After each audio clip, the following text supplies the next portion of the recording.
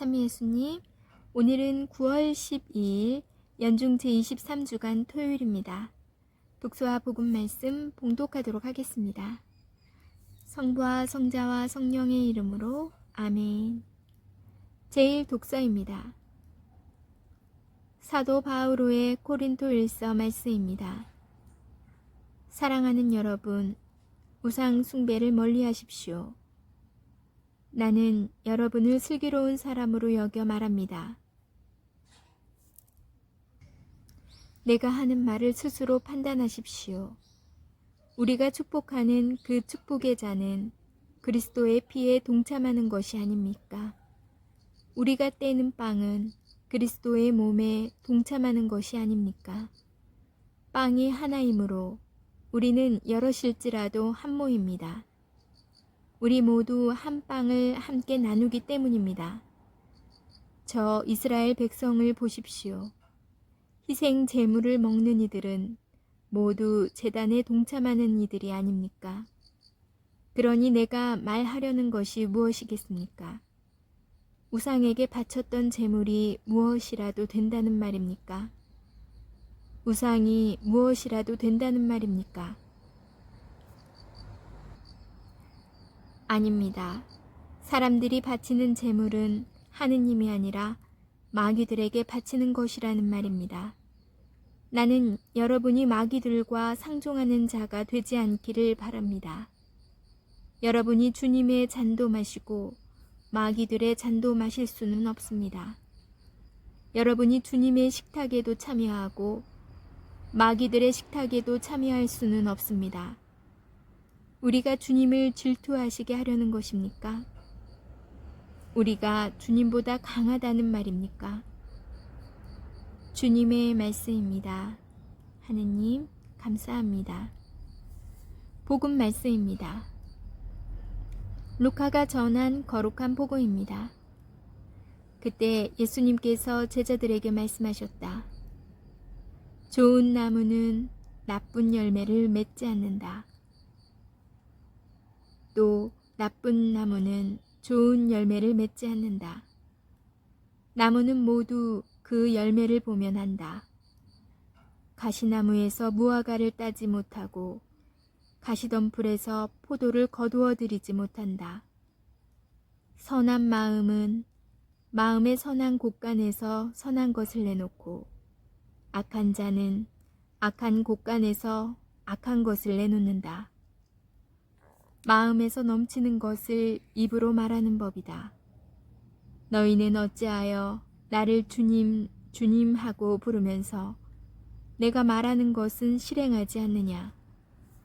나에게 와서 내 말을 듣고 그것을 실행하는 이가 어떤 사람과 같은지 너희에게 보여주겠다. 그는 땅을 깊이 파서 반석 위에 기초를 놓고 집을 짓는 사람과 같다. 홍수가 나서 강물이 집에 들이닥쳐도 그 집은 잘 지어졌기 때문에 전혀 흔들리지 않는다. 그러나 내 말을 듣고도 실행하지 않는 자는 기초도 없이 맨 땅에 집을 지은 사람과 같다. 강물이 들이닥치자 그 집은 곧 무너져 버렸다. 그 집은 완전히 허물어져 버렸다. 주님의 말씀입니다. 그리스도님 찬미합니다. 잠시 묵상하겠습니다. 나무와 열매의 인과관계는 배움이 실천으로 이어져야 한다는 당위를 환기시킵니다. 누구인가 그러더군요. 머리에서 발까지가 가장 긴 여행이라고요. 생각이 실제 움직임으로 곧장 이어진다면 얼마나 좋을까 싶다가도 가만히 생각해보니 무작정 실천하는 경솔함도 함께 고민해 봐야겠다 싶습니다.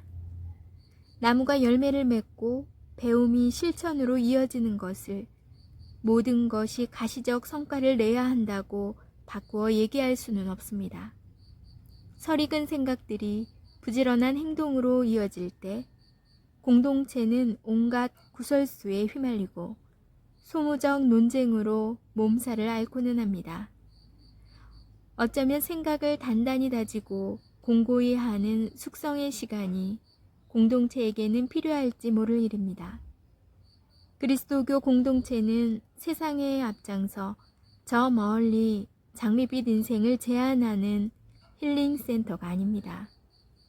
오히려 세상이 치고 나가며 흩어놓은 수많은 아픔과 슬픔을 사유하고 보듬는, 그래서 비가 온 뒤 적셔진 대지가 더욱 단단히 굳어지듯 세상의 어설픔과 경솔함으로 갈라진 틈을 단단히 메꾸어 나가는 일이 그리스도교 공동체의 일이어야 합니다.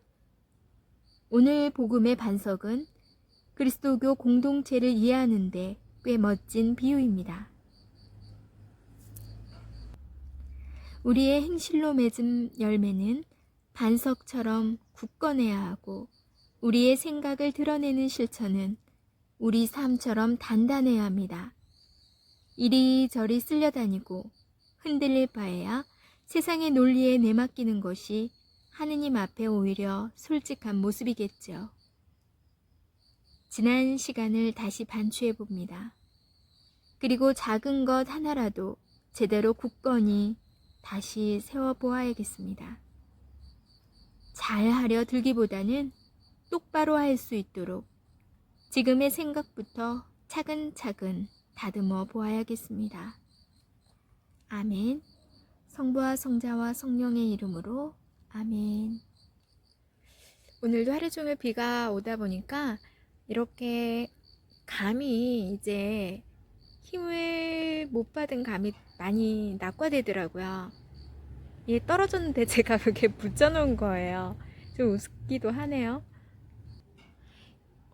이 감나무에 이제 감이 정말 별로 없어요. 올 여름과 가을을 낳을 수 있을지 모르겠어요. 제가 지금 눈으로 보기에 이거 대봉시 감나무인데 언젠가 5개 이상 많이 열린 적이 있었는데 지금 2개 남았어요. 그리고 다 태풍에도 떨어지고 비바람에도 떨어지고, 나머지 아이들은 잘 붙어 있을지 모르겠네요. 감나무가 2그루인데 저쪽에 있는 그냥 단감나무는 하나도 낙과되지 않고 잘 있더라고요. 오늘 복음에서 예수님께서는 좋은 나무는 나쁜 열매를 맺지 않는다 말씀하셨어요.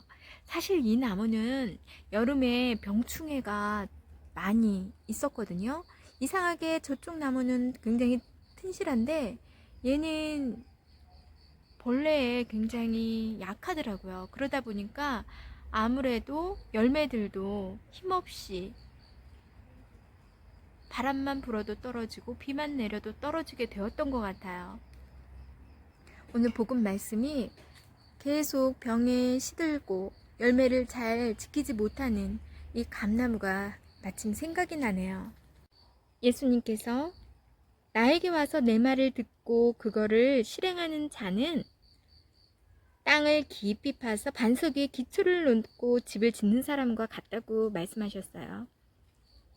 반석, 즉 넓고 평평한 돌을 말하는데 어떠한 사실의 기초를 튼튼하게 두어서 흔들리지 않는 그런 것에 쓰이는 말이죠. 이 나무도 처음부터 병충해 강한 그런 몸을 가졌다면 이렇게 쉽게 열매를 떨어뜨리는 일은 없었을 거예요. 우리의 삶도 마찬가지인 것 같아요.